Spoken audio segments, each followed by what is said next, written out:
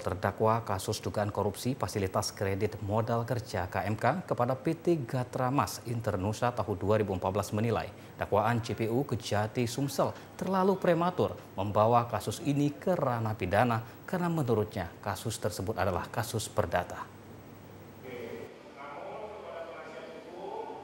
Sidang lanjutan kasus dugaan korupsi kredit modal kerja KMK Bank Sumsel Bubble kepada PT Gatramas Internusa tahun 2014 yang telah merugikan negara sebesar 13 miliar rupiah lebih.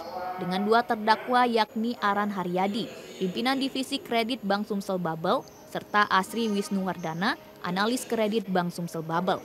Digelar di Pengadilan Negeri Kelas 1A Palembang dengan agenda pembacaan eksepsi dari kuasa hukum dua terdakwa. Martin Pangrekon, kuasa hukum kedua terdakwa mengungkapkan terkait dakwaan jaksa penuntut umum Kejati Sumsel.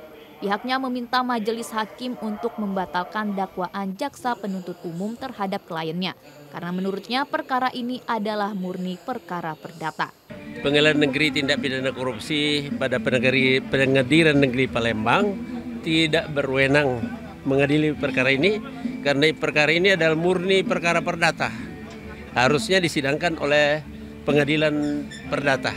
Ya, harapan kami ya supaya eksepsi ini diterima. Kemudian dakwaan jaksa dinyatakan batal demi hukum atau tidak dapat diterima. Ya, ketiga ya tentunya kalau diterima kedua terdakwa harus keluar dibebaskan. Sementara jaksa penuntut umum Kejati Sumsel tetap pada dakwaan semula. Untuk secara rinci akan disampaikan pada sidang pekan depan. Tim Liputan TVRI Sumsel melaporkan. Puluhan orang mendatangi PN Palembang guna meminta keadilan kepada majelis hakim terkait kasus dugaan pengerusakan dan pencurian di lahan milik mereka di Kelurahan Pulokerto, Kecamatan Gandus. Tidak hanya bermain mata kepada penggugat hal ini yaitu Deni Adis. Betul kan kawan?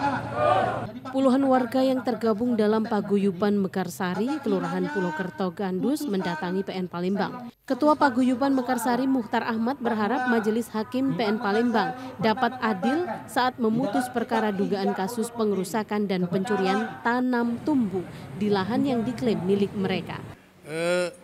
Kami pemilik sudah bersertifikat dan sudah kami kuasai sudah 30-an tahun. Digusur oleh Abdul Sahab dan kawan-kawan rata dengan tanah. Untuk itu harapan kami pada majelis hakim Pengadilan Palembang ini supaya diputus hukuman yang seadil-adilnya. Sementara warga dan juga anggota paguyuban Mekarsari lainnya, Adita Wirman, menyatakan lahan yang dirusak dan pencurian tanam tumbuh itu berada di lahan milik mereka. Hal itu dikuatkan dengan bukti penguasaan tanah berupa 23 persil tanah sudah bersertifikat.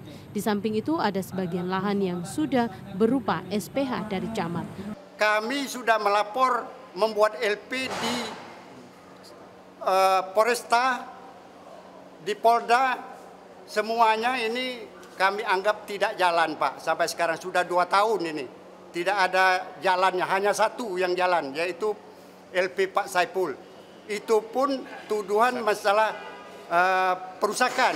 Masalah mengangkat kepalsuan surat ini sama sekali tidak jalan. Tim Liputan TVRI Sumsel melaporkan.